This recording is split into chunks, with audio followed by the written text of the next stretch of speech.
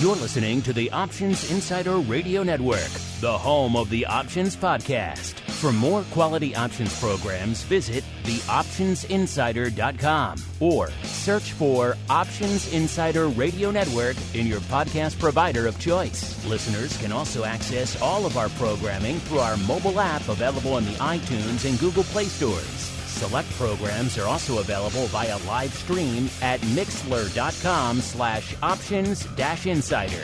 That's mixlr.com/options-insider. Don't forget to follow along with your favorite programs and submit your own questions for the hosts at twitter.com/options, stocktwits.com/options, facebook.com/theoptionsinsider, or via questions at theoptionsinsider.com.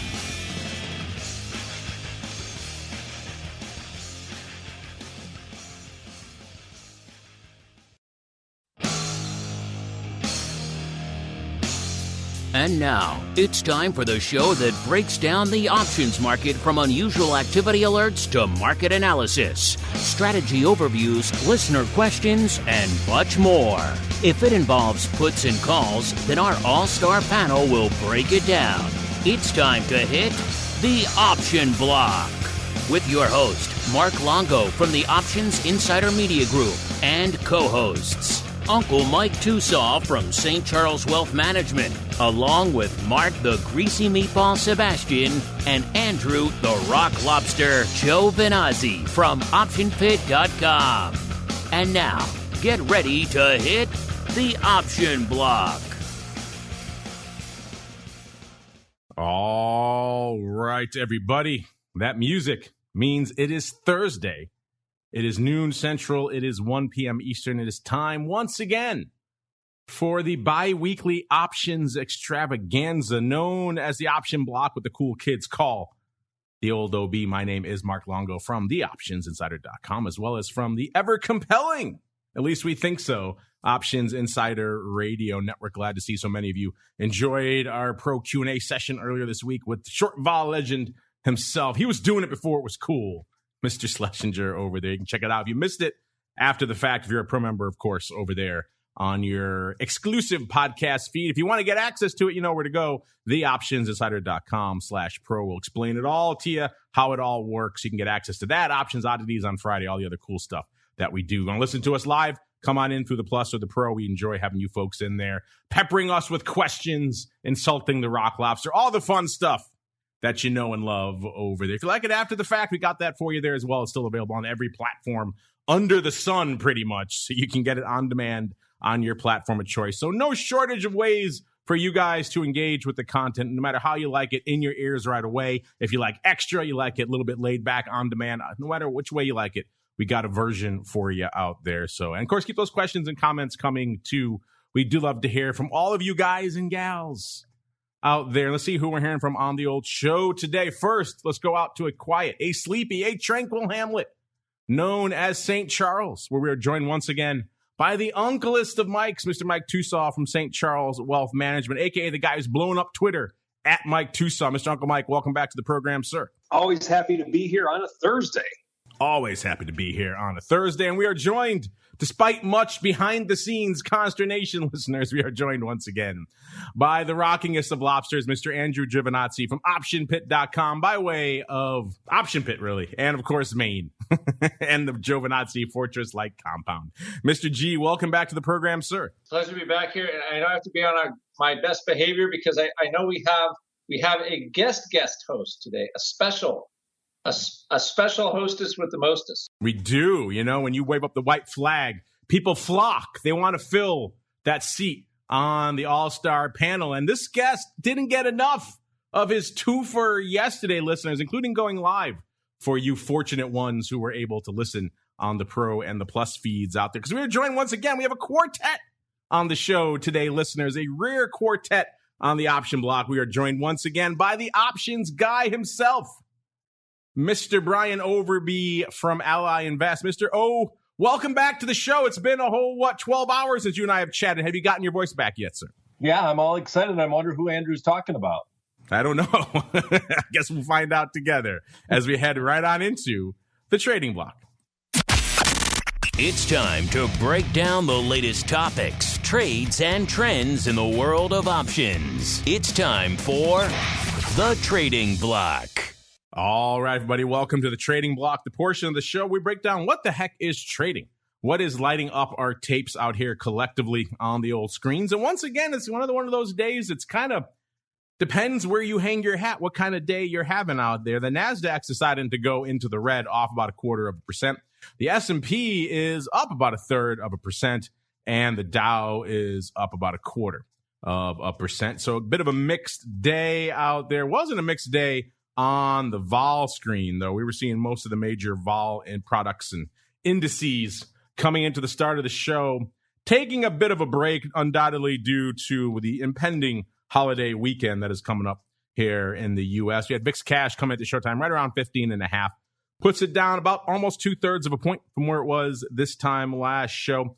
VVIX was at about a 107. That's pretty much just down about half a point from where it was from last show. Good old VXX getting a little bit of the erosion back after getting a little bit firmer earlier in the week. People were getting a little bit spooked.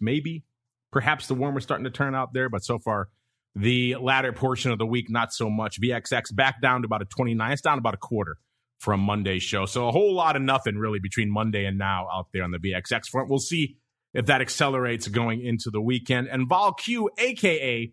the at-the-money vol of the NASDAQ 100, at about a 16.5. That puts it up about 0.25 of a point or so from last show. So people are still maybe waiting a little bit. And of course, NASDAQ, it's not hard to see why the vol is a little bit up, because that index seems to want to sell off today for a variety of reasons that we'll get into. But because, as the Rock Lobster mentioned, he is our mostest specialist guest today.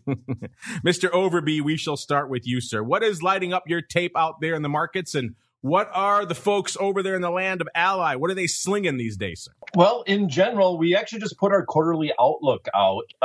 Lindsay Bell, our top stock analyst, actually puts out a quarterly outlook every quarter, obviously. And we just sent that out, talked a lot about financials overall and what we see going on with the new audit that they just came out with, a lot of buybacks that they're looking to do. Talked about a lot of dividends overall and them increasing their dividends. The fact that they actually went through a lot of the pain. Had some really good news, and actually the stocks really didn't go anywhere. So we're heading into earnings. That's some of the things that we mentioned. That's all inside the Ally community, which is ally.com/doitright. So those are some of the things that we're kind of watching. Obviously, seeing the volatility coming down a little bit.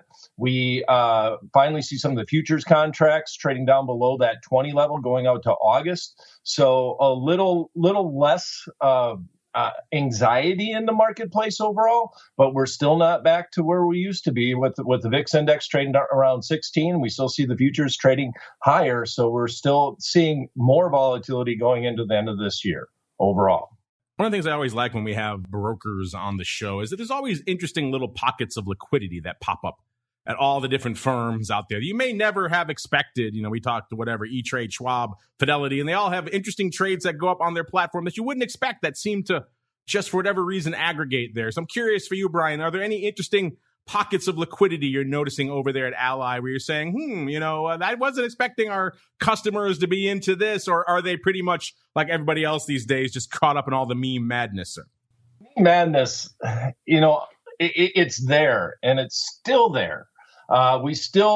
We had a couple of days where it was 80% of our volume overall. So just craziness as far as retail public and trading the meme stocks. Now, we've also seen a little bit of volatility in the healthcare area. Moderna obviously has been doing well recently. And then the other one that we've seen a lot of volume in is obviously the chip stocks. NVIDIA coming out and saying they're going to do a 4-for-1 split. For that always attracts retail clients overall. So we're seeing a lot of volume in some of the chip stocks, NVIDIA in particular, some of the healthcare stocks, and in that range, we're looking at Moderna. 80% on the meme front. Yeah, wow, on one day. That's impressive. I didn't think it would get that high, but that just shows you. We see that here on this show as well. Whenever we run our top 10s and our most active single names and everything, we see AMC topping the list, knocking off names like Apple and Tesla. So yeah, it's not just Ally. It's obviously everywhere. But still, just that's an impressive percentage. The folks liking themselves a little bit of memeness over there in the land of AMC. Let's now go out to the land of St. Charles, Mr. Uncle Mike, sir. What is lighting up your tape on this? I guess depends where you look. You're more of an S&P guy, so it kind of is an Uncle Mike type of day out there, sir. Well, never before in the history of the entire stock market has there ever been a better time to sell than right now. Yes, we are at new all-time highs again today. So lots of excitement out there. And being an S&P guy, I mean, does anything else exist? I mean, I don't know. What's this NAS thing that everyone keeps telling me about through the years, or the Dow 30, or what is that? Nobody watches those, sir. Those don't exist. Okay, got it. So in looking at it throughout the markets, we do have new all-time highs today. We still haven't hit the all-time futures high in the S&P. We hit roughly 3 a.m. Chicago time today. So I'll be interested to see if we can make a run at that today. We've just been kind of hovering around this 4,300 mark in the S&P E-mini. We're through it right now in the SPX, and also be interesting to see if we can crack 430 in SPY. So that's kind of what I'm watching overall in the S&P. 10-year note, it's down a little bit today, so we do have a little bit of a bump in yields, which is normal in terms of the inverse relationship between stocks and bonds, or like, I guess normal is a relative term in the era with which we live. But we do have that. In terms of what's happening throughout the sectors, technology is down a little bit today, so that is kind of what's holding us back a little bit from having a more powerful update. Energy is really making a move today. XLE is up over 2% on the day. We have some movement in the financials. And I think that the main news for me with where we're watching this is the fact that we're hitting new all-time highs on days that are traditionally not very high volume, just because we have kind of a big holiday coming up this weekend. On the 4th of July, we have a 3-day weekend coming up. And it'll be interesting to see tomorrow how traders can react and how they're going to position themselves, especially the institutional money going into a 3-day weekend, if we do indeed make more all-time highs tomorrow as well. So we'll see where we're at with it. But for right now, just enjoy the new all-time highs. And as I've kind of joked on my Twitter account before, we need some tech support, if you will. So that's what we're looking for at this stage. And if you want quality dad jokes like that, listeners, head on over to @MikeTOSAW on Twitter. He's blowing up. He's dominating Twitter over there because that kind of quality humor is what's coming at you over there, listeners. And speaking of quality humor, I need look no farther than the hinterlands of Maine. You know, he doesn't hide out there away from human civilization, not for a reason, to use a double negative. It's because his humor is so powerful.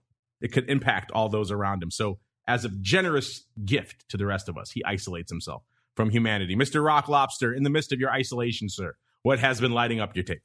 Well, of course, Mike's saying the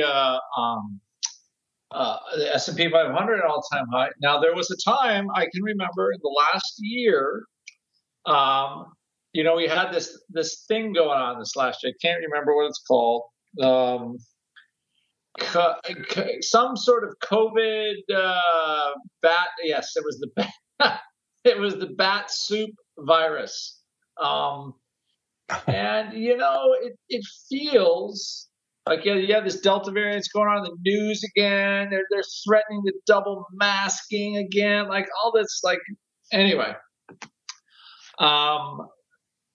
I think that's going to fall on deaf ears in this country since most of the people that are at risk are vaccinated already. But it is kind of giving a little kick to like a Pfizer, Regeneron, which makes that therapy that Trump took. And some of these stocks that are sensitive to, there's going to be I almost feel like a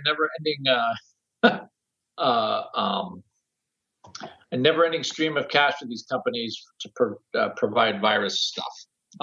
Anyway, so I'm looking at it like those stocks actually look pretty good. Also, I've noticed I follow Taiwan, the situation there, and it just is a little bit of a vol bellwether, right? When you're a vol trader, you're kind of looking at these these names that could be bellwethers, right? So, like a Taiwan Semiconductor on a name that on a day when NVIDIA is up pretty good, they're not doing so good. And so like the Taiwan index is not looking so good either. So you're China talk tough on a little bit on this reuniting Taiwan and China, which, so, I would just say like those aren't, again, it hasn't become a major thing, but I would say it's flipped onto my radar as something to watch. But I think those things are actually keeping the news. And I think the last thing is I'm sure you probably if we're on vol views tomorrow, just skew index, skew. It's like, and again, like we've said before on the show, watch the vol skew index you look at, right? Because you could be picking up such a different part of the curve, measuring something different. That, because at this point, I think that upside vol is just pancaked down finally. We've had the big run. We're now at a sensitive spot, 4,300, but they have pancaked that vol on the upside, but not on the downside. So you're going to get these crazy skew readings. So, but I don't, again, from a liquidity provider point of view, if you're constantly buying upside calls, and then you're writing futures against it, it still makes you massively backspread, which you can afford to sell those puts. So I don't think the liquidity provider is probably suffering too much. However, again, that will make for some interesting, you'll read about it on Twitter and skew and all this kind of stuff. But I think, and like friends of mine that are in funds and money management, all they do is roll puts up now. They don't sell their stock; they roll puts up. They don't sell them anymore. So I think that's, and until that stops, we're going to kind of have this VIX, because I think TOSAW even knows, and Brian, like for VIX to really be 1540 right now with okay, maybe the non-farm payroll number, whatever, but I mean, it feels like it should be about 14 even or 1425, something like that, for where especially even where the short-term vol is. So I guess short-term vol is not VIX, and that's kind of where it is. So very interesting. Again, I don't think that this new variant is going to come to anything, but I could be totally wrong. But the companies that make the virus drugs and the treatments are doing very well. So if you want something to take a look at that's moving around, those are both stocks that I position in, Regeneron and Pfizer. So, and I view them going, doing well going forward. The question we always get when you come into these long holiday weekends is, when are they going to take the weekend out? When are they going to come for the weekend? Seems like we're getting some hints, some shades of that today, even though earlier this week, Mr. Rock Lobster, was there any spookage, to use a technical term out there, on your calendar when we saw vol firming up a little bit this week, that maybe perhaps the worm was turning, or were you just waiting for the weekend to start coming out? Yeah, I mean, there was that bit into the, I guess we had that ADP number. VXX was definitely up. The futures are up, but 40 cents. I mean, and it was from a relative low. So it definitely was a little bit, it was like, but the U.S. economy does show its resilience as long as you don't do stupid stuff to it. So clearly, since they're not locking stuff down anymore, which I would qualify as stupid stuff, we're moving on, and there's a lot of pent up demand, and people want to kind of get to work, and blah blah blah blah blah. So I think that number was good. That did take vol down, and right now, I believe, if I'm not mistaken, we are at the low tick of VIX as a closing number today. So I would say yes. I would agree with you, Mr.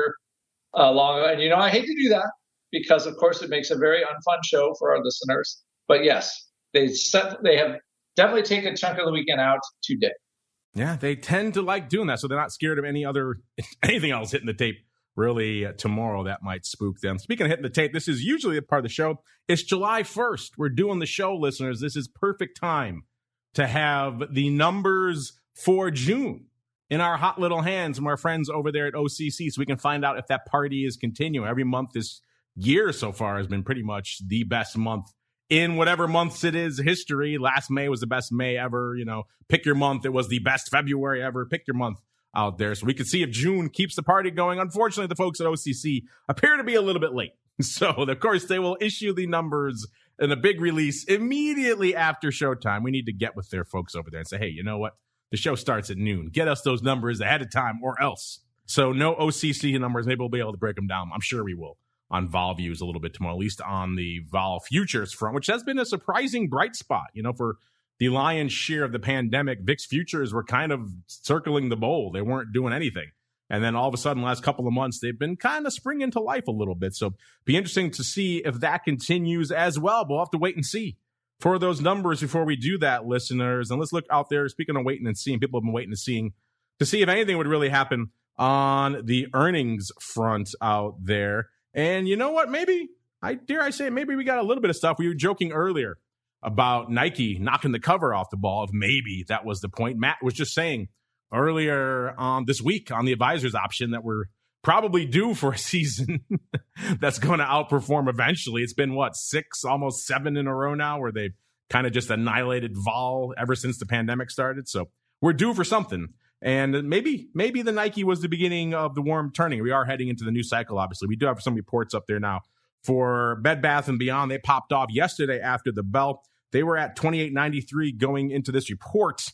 They were pricing in $4.25. In the past, they moved $4, and we thought, a little bit of extra vol. That's a dangerous thing to do. Even only 28 cents in this environment. And it seems like that may have been merited because coming into the show today, they're at $33.43. So a nice little pop here for Bed Bath & Beyond, up well over $4 here from our last show. So not a bad little run. Pretty much maybe worth that extra bit of juice, dare I say it, out there. We also had, they were actually before the bell yesterday. We also have Micron popping off. A lot going on in that neck of the woods as well. They're popping off yesterday after the bell. They were at 82, pretty much even as of this report. They were pricing in $4.51. In the past, they've moved $4.99. And coming into today's show, they're at $80 even. So they're off pretty much exactly $2. So a whole bunch of nothing out there. They pretty much got their straddle cut in half. So that's pretty much what we've expected. And that's what we've seen so far for pretty much just about every name out there on the earnings season. As we kind of limp into the tail end of earnings season, it seems like we're going to settle out around that 74% level. That's where our season is averaging out, listeners. So Nike, not enough. Nike alone, not enough to turn the worm this season. But you know what? Next season is right on the horizon. And it does seem, I've gone out on a limb and made this prognostication before and been burned. So now I'll let Matt do it and he'll let him get burned instead. But it does seem like eventually they can't keep squeezing the vol forever. Eventually, the worm has to turn. Is this the cycle?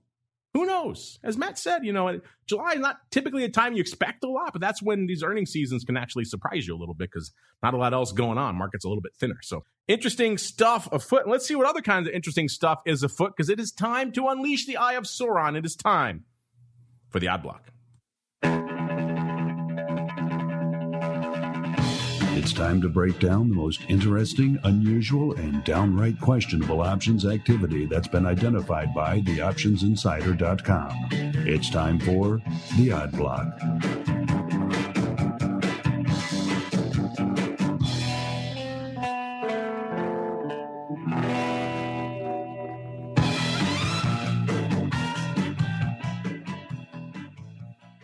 All right, everybody. Welcome to the Odd Block, the portion of the show where we unleash our Eye of Sauron and fix its gaze somewhere out in the market and see what it finds. And actually, this is going to be one of our Wayback Machine shows because it seems like a fun time. We have a nice little quartet. Brian is ably joining us here on the show today. So a fun time to maybe look back and see how our exploding, ever-growing backlog of names to watch and trades to watch. We got to start paring it down, listeners. There's too many to keep track of almost these days. And now we have new ones coming from every week from the Odd Block. Oddities is adding to that mix now. So there's a lot of trades to keep an eye on. So we have to start paying it off, listeners. We're going to do that today. So Brian and Andrew, Mr. Rock Lobster, put your Wayback Machine pants on. It is time to go back. First, we're setting our dial all the way back to the heady, the halcyon days of May. Can you even remember that far back, May 17th? What a different world it was. Completely the opposite of what we're living in right now. And on that show, back on May 17th, we profiled what looks like some pretty sizable put love here in everyone's favorite name. This is HIMX Technologies, ticker symbol HIMX. This is a semiconductor name out of Taiwan. So go figure. There's been a little bit of action, a little bit of volatility in that segment of late. I won't tell you where they are right now. That's a bit of a spoiler. Instead, I will tell you where they were back on May 17th. They were at $10.57 because that's when our Eye of Sauron picked up someone really maybe a little bit spooked to the downside here.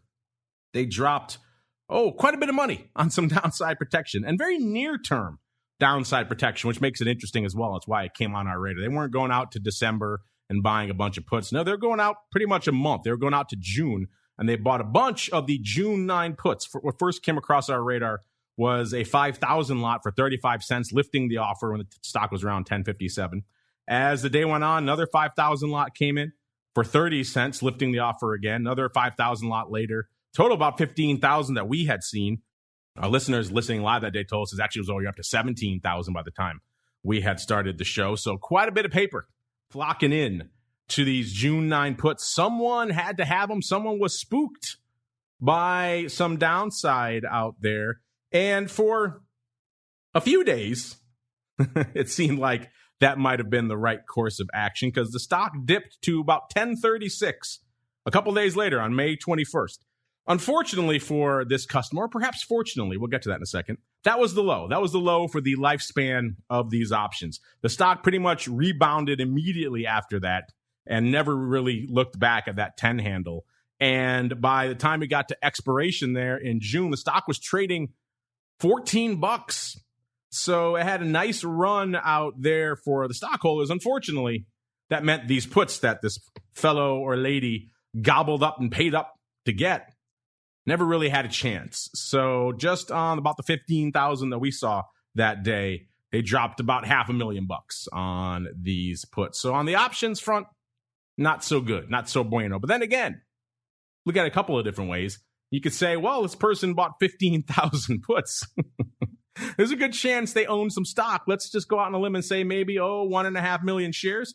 And as of today's, right at the start of the show, the stock was trading at exactly $16. So it was up $2 beyond where the options expired. So on that front, compared to where the stock was the day they bought the puts, they're up about 8.5 million on the stock. So I think listeners, you would probably do that trade, pay $500,000 to make 8.5 million. You probably would do that all day long. So we're going to go out on a limb and assume they probably had the stock, and they're probably laughing all the way to the bank right now. Mr. Brian, I'll start with you as our able special guest here today. Is that your takeaway on this trade as well? You think that they had some stock in their back pocket and they're pretty much smiling right now? You think they were looking at some aggressive downside and they're very sad on dropping $500,000 on worthless puts? Coin toss, obviously. And that's the biggest thing about option trading is that a lot of times people will talk about, well, option traders, they always lose, or they buying out of the money options, you lose money on them all the time. Well, if I'm buying an out of the money option on a stock that I own and the stock goes up, that's actually the best case scenario. So protected puts are bullish in general. You always like to say bullish, but nervous short term. So overall, I would like to hope that that was the situation that was going on, especially what was going on with the semiconductors just overall back on May 17th, and that chip demand was rising. Just a lot of things overall in the industry were looking fairly good. I mean, the fact that they had too much demand really couldn't be a concern overall. They had to still try to fill those orders. So I would guess that it was a protection just because of the news that was happening back on May 17th. But that would be my guess if I had to bet some money on it. That would have been my bet overall. But you never know. Mr. Rock Lobster, black-hearted cynic that you are, sir. You're going to go out then to say this guy just threw away some money on puts. Is that what you think, sir? I don't know. You've been around enough. Do you really think that on the savvy scale, like that's what they're doing? They're buying the 5,000. They're buying 5,000 puts on the 9 strike. I don't see that. I like a put in stock trade. And the reason why, everybody's like, Andrew, like, well, because my students, when we're talking about back spreading and looking for stocks that have a big potential move, and a lot of my students have full-time jobs and things like that. So the reason why, like, a put in stock trade is useful for people. Yes, it's expensive margin. If you have PM, it's not too bad, but the stock, you can leave orders in for the stock 24 hours a day, after hours when you have after hour trading. So, when you have puts in stock and it's a trade and you think the stock's going to move, that gives you almost 24 hours to trade. So you could scale in bids after hours, especially if you own those puts on a ratio. And then the stock flies up, you can sell the stock out even though the options aren't open. So it does give you, if you want to trade a little more, if you want to trade basically, and you want to be able to exit a position and not be totally beholden to the liquidity providers when the option market opens. You get that huge pop after earnings or something, and then you can just dump your stock, and then you just close the puts at your leisure. So it gives you a little move. So I would say yes, it most likely, like puts in stock. We used to see that all the time. Like we quoted that tons when we were floor traders, and I don't think it has changed a whole lot since then. There you go. The black-hearted one. That is the Rock Lobster. I like it. So I'm going to go out on a limb and say this was a favorable one. We got a bit of a mixed reaction, but it seems like that is probably the takeaway here, even though you're right. I never said the option side was savvy. I come to expect pretty much whatever madness out here, throwing away all that money for just, a month's worth of protection. Weird option, pun intended. But hey, say love you. Let's see if our next one can match the weirdness or perhaps exceed it. We're going back out even farther, all the way back to May 10th. This time, listeners, to everyone's favorite name. This is EDU. This is New Oriental Education and Technology Group. They are a provider of private educational services in China. And let's see, at the time on May 10th, the stock was about $14.60. And we profiled someone coming in and really just wanting to get some upside. This was kind of like the meme trade writ large this time in EDU. It seemed like someone thought this was the next meme name ready to pop. 6,000 lot of the June 15 calls. Paper came in, gobbling those babies up through the offer. They had to trade through the offer to get this done for 65 cents. Like I said, the stock was right around $14.60 when this went up. There were no earnings in this cycle. The next earnings are on July 27th, so they haven't even happened yet. So it wasn't an earnings play. And unfortunately for this one, we always say, if you're going to buy premium, you need that move to happen pretty quickly in order for it to pay off on your trade. This guy got a move, just not the move he was paying for. This trade, never really looked good. The stock was $14.60 when he put these calls on. 3 days later, it was trading $11.50. So it had sold off over $3. So he was already pretty much annihilated before the trade ever really began. The stock continued that trajectory, dropped nearly another $4 by the time expiration came around. It was $7.59 by the time. So it had dropped exactly $7 by the time expiration rolled around, which is impressive, but not in the way that this person was hoping for. So these calls were almost instantly pretty much worthless. And by the time expiration rolled around, the stock $7 lower, pretty much cut in half. Yeah, these calls were gone. This paper dropped about $400,000 on this bad boy. Mr. Bryan, I don't see how we can really take a charitable viewpoint to this one. Looks like someone was swinging for the fences. Maybe this is one of your Ally meme kids just diving into. Was this a hot name in Ally for a while? I don't know, but someone loved some upside in EDU, Bryan, and it did not love him back. Well, I can say that it wasn't a hot name, considering this is probably the first time I've heard this name, actually. Yeah, definitely looks like it was a speculation play overall. Obviously, education was in the news and has been in the news, and somebody was just taking a stab at it. That would be the way I would bet on that one overall. Mr. Rock Lobster, you concur, sir, or you take the complete opposite point?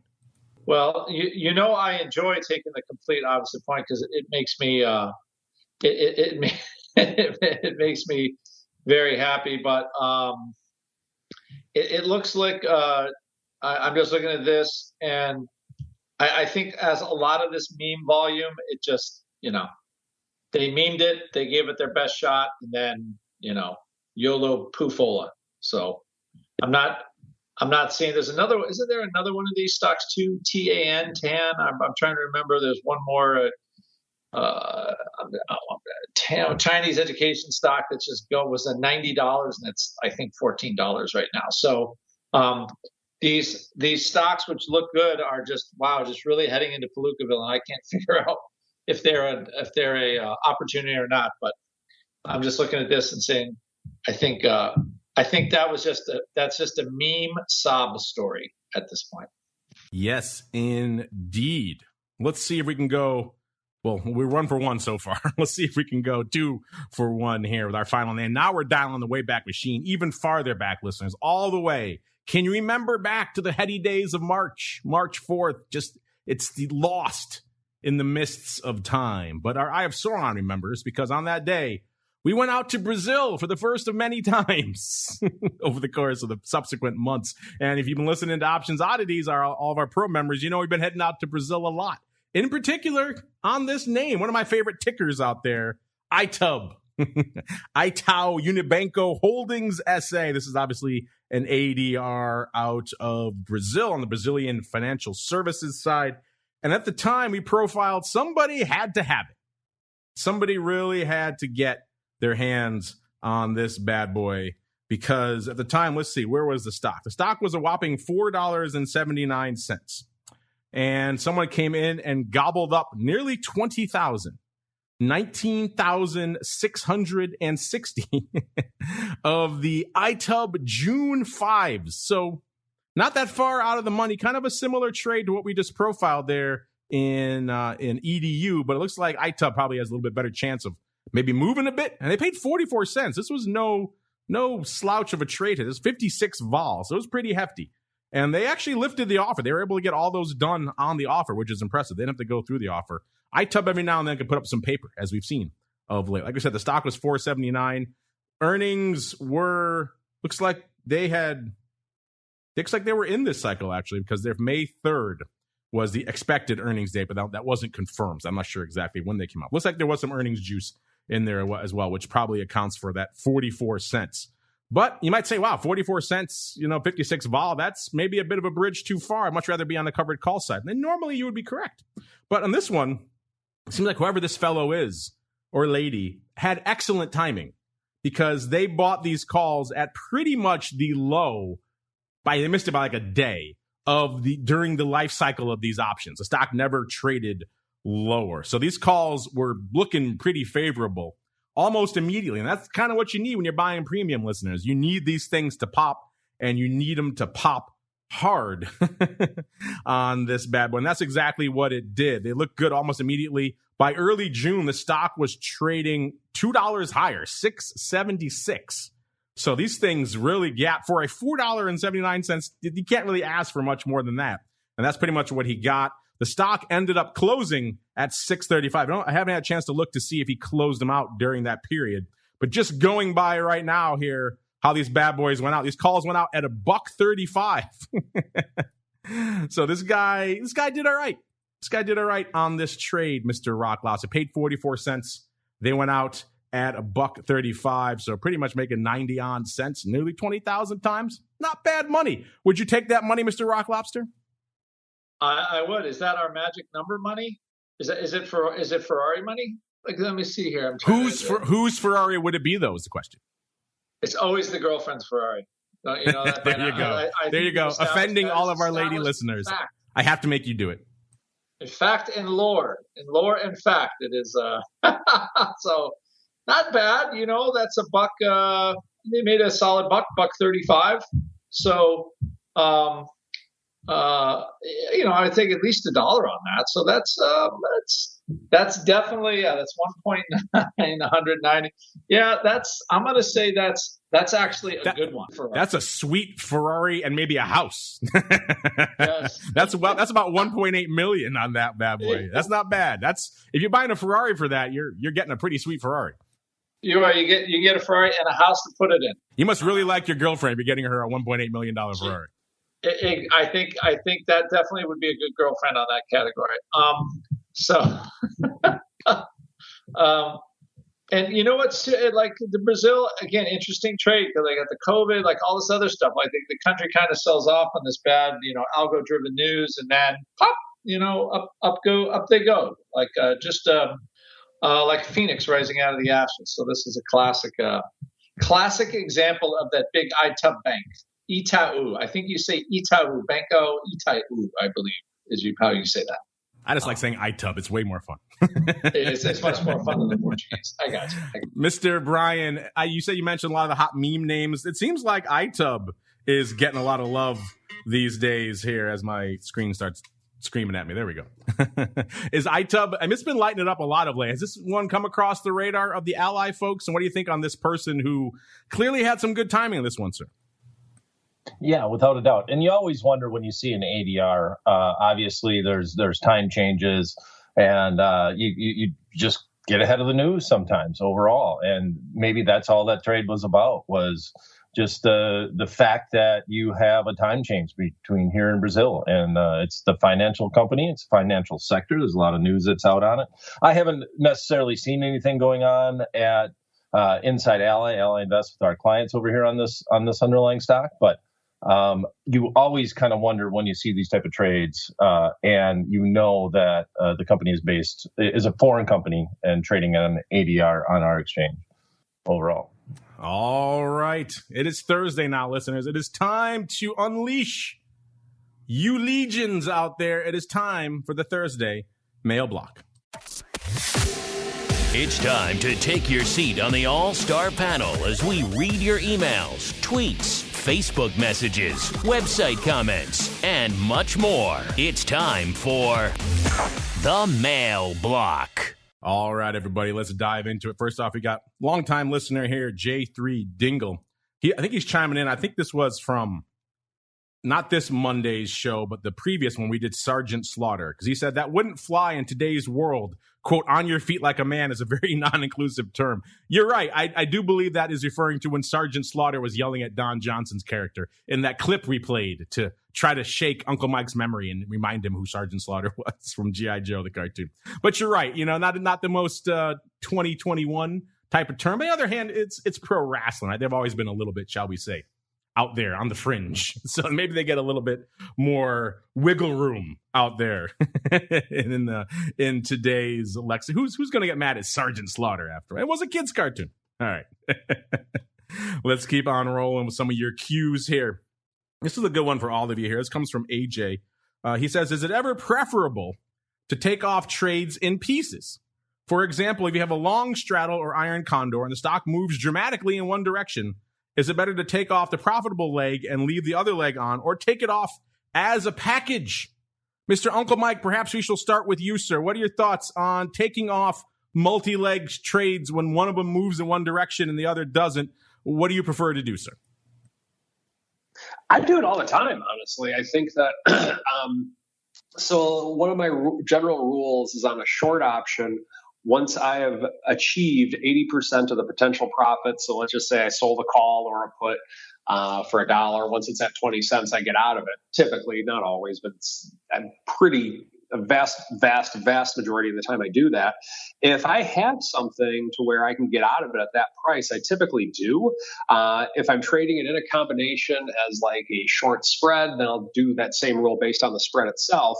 But in terms of when I do things in combination like that, I definitely do that. One thing that I've found myself doing a lot through the years is if oversimplified example, let's just say I sold a short call spread and the short call I can get out of, but then the long call is like at a penny or no bid, or I just can't sell it. I'll leave it on. And then you essentially have a free lottery ticket.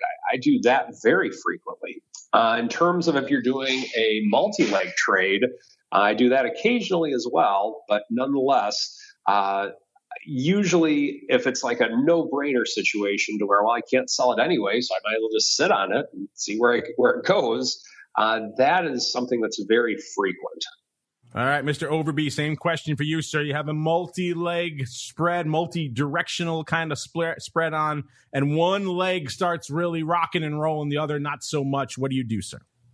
Well, I'll address the part in there that talks about straddles, because long straddles in particular, because we've done a couple of long straddles in Options Playbook Radio overall. I agree with Andrew overall about taking off a short leg if I can get the bulk of the premium out of it.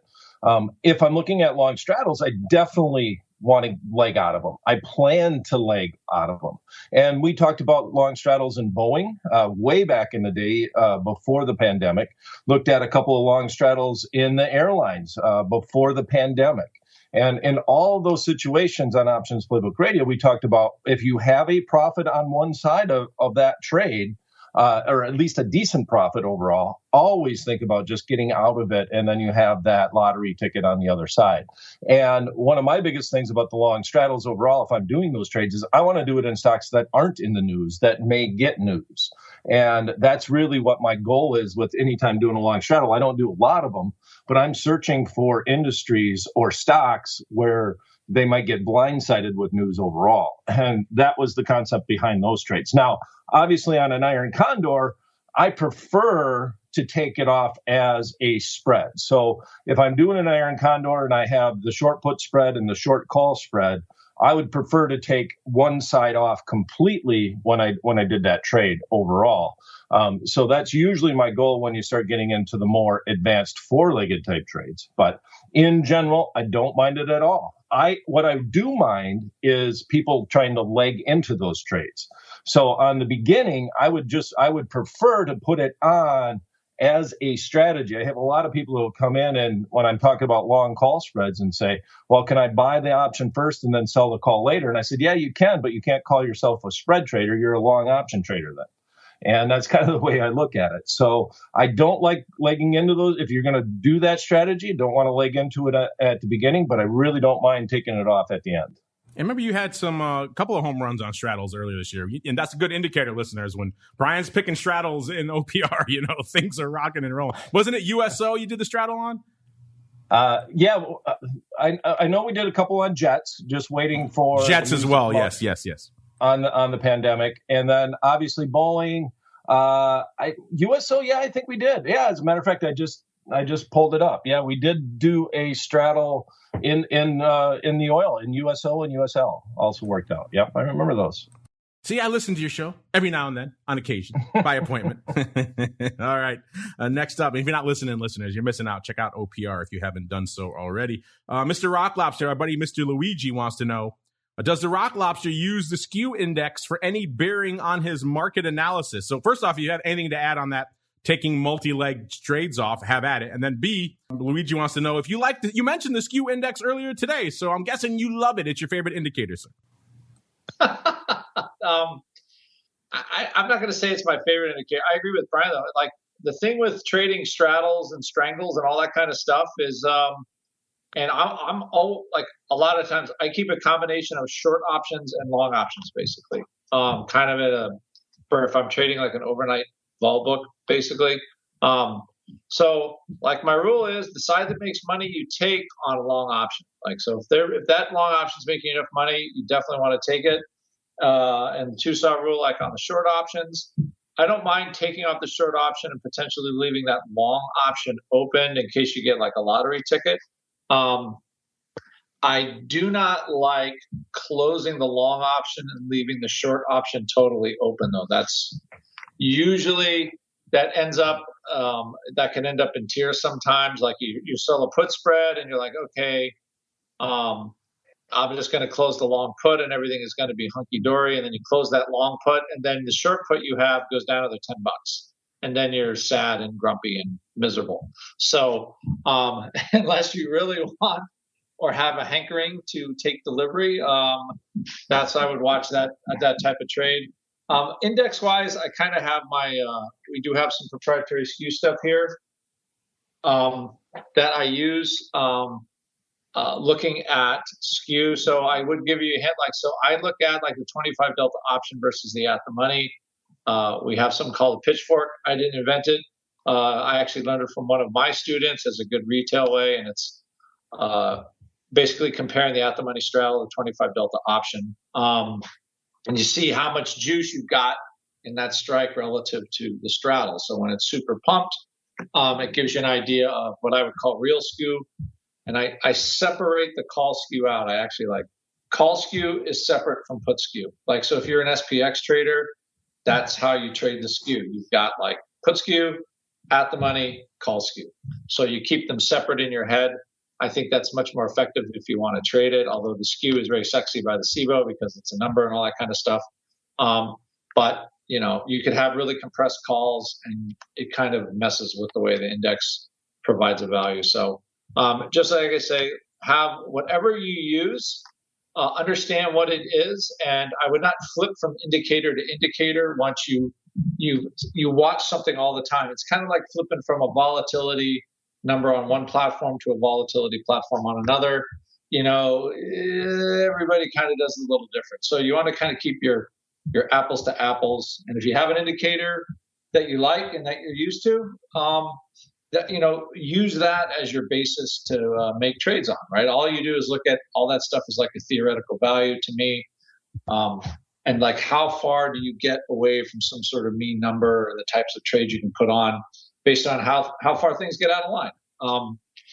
And I think that's, so anyway, that's what I do. And right now it's pretty dang juicy. All I have to say, you know, you don't have 8 vol in the weeklies and you got a 15.5 ticks. So there's got to be something in there that's making that happen. Speaking of the Rock Lobster love, you're getting a lot of it from the listeners, including this is your buddy Joe Leska, I believe, Mr. Rock Lobster. He wanted to suggest, he says he has his own version, his own suggestion for theme music for Andrew the Rock Lobster here. This is probably going to get us kicked off YouTube, but what the heck? Let's play his suggestion here. Death to America and butter sauce. Don't boil me. I'm still alive. A rock lobster. A rock lobster.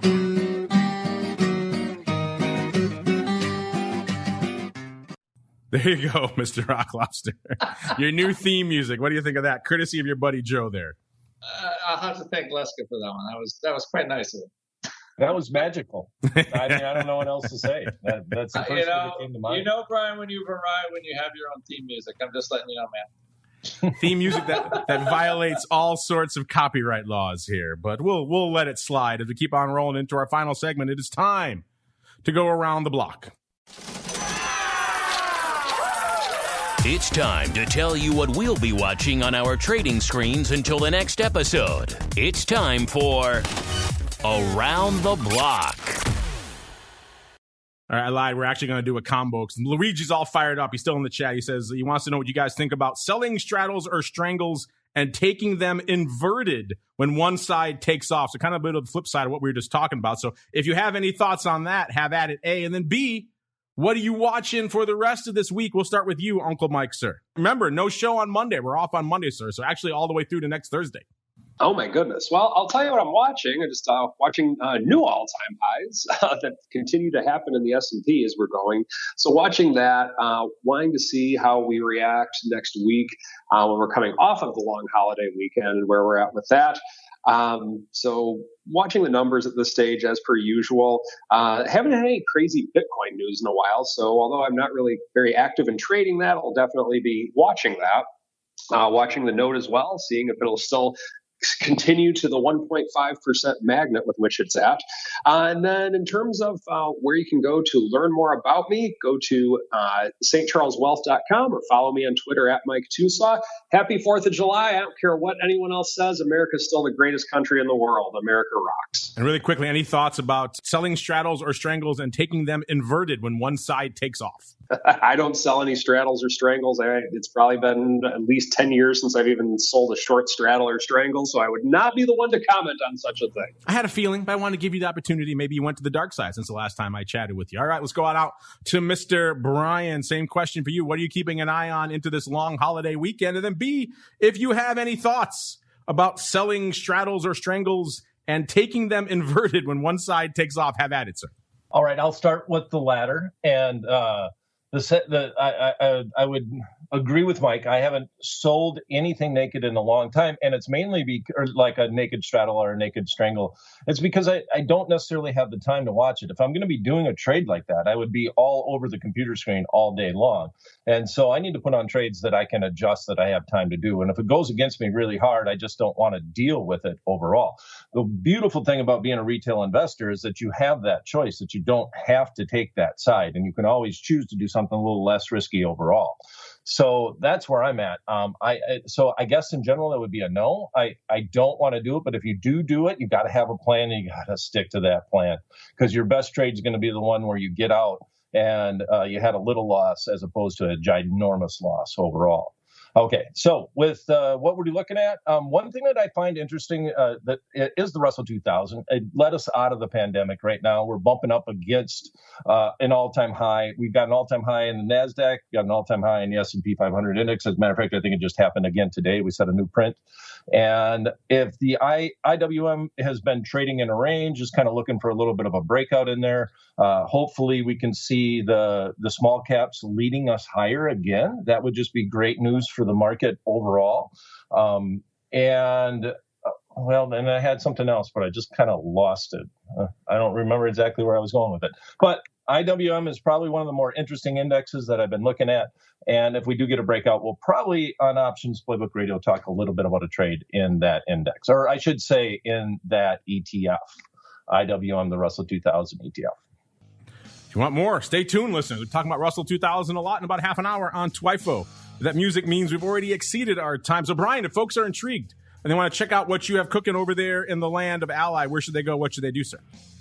Well, the easiest thing to do is to actually just follow me on Twitter. I've been tweeting a lot more at Brian Overby. Very simple. My name, at Brian Overby, is my Twitter handle. And anytime we have any educational events, we always tweet those out. And you're always going to get up-to-date news as to what's coming up next. And you can also email me any questions that you have. If you listen to Options Playbook Radio, Mark and I just did a huddle up just the other day, and you'd like to be a part of that huddle up, you can email them directly to me at theoptionsguy@invest.ally.com. And thanks, guys, for letting me join today. I appreciate it. It was fun. Glad to have you on the panel. We'll have to do it again. And last but not least, Mr. Rock Lobster, A, what are you watching for a week? Because we don't have a show for a week, at least on this program. B, any thoughts on Luigi's question about selling inverted straddles or strangles? And then C, if folks want to check out the land of the pit, where should they go? What should they do? I don't even what is an inverted straddle or a strangle? I don't even know what that's that is. That's why I didn't answer it. I don't sell inverted straddles. So do you sell it, and then when it goes inverted? I'm assuming he means you sell it and then it moves too far against you, so you're losing money at that point. You're beyond your kind of break even on the straddle. I guess that's what I'm assuming. I don't know. Right.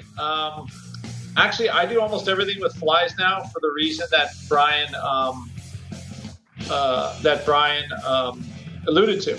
Just because I have students, and I only my kind of rule is I want to be like one contract, or let's just call it one trade and out, meaning it can be a simple adjustment, at least to flatten the delta until I have time to close it and think about what's actually going on if it's starting to make a mess for me.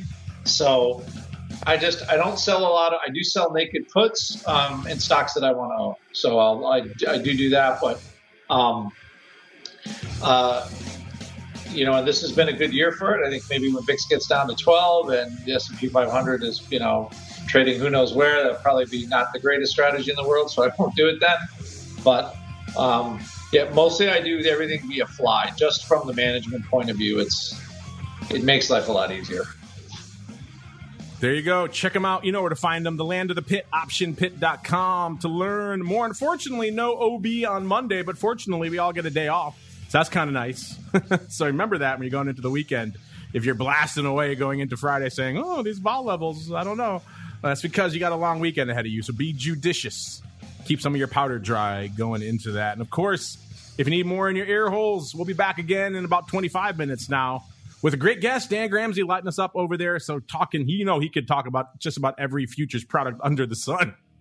So it'll be a struggle to contain him to an hour, but we shall do so. And of course, if you're listening live, we'll be back in about 25 minutes. Maybe we'll pump some fun stuff. Maybe, because Brian just joined us, maybe we'll pump OPR in between, huh? You can check out OPR and Brian's cool new trade over there on OPR.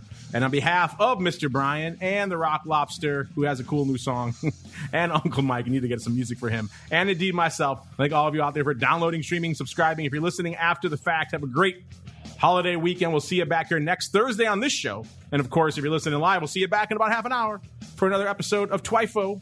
And then, of course, we'll all be back together next Thursday for the next edition of the Old OB. You're listening to the Options Insider Radio Network, the home of the Options Podcast. For more quality options programs, visit theoptionsinsider.com or search for Options Insider Radio Network in your podcast provider of choice. Listeners can also access all of our programming through our mobile app available in the iTunes and Google Play stores. Select programs are also available via live stream at mixlr.com/options-insider. That's mixlr.com/options-insider. Don't forget to follow along with your favorite programs and submit your own questions for the hosts at twitter.com/options, stocktwits.com/options, facebook.com/theoptionsinsider, or via questions@theoptionsinsider.com.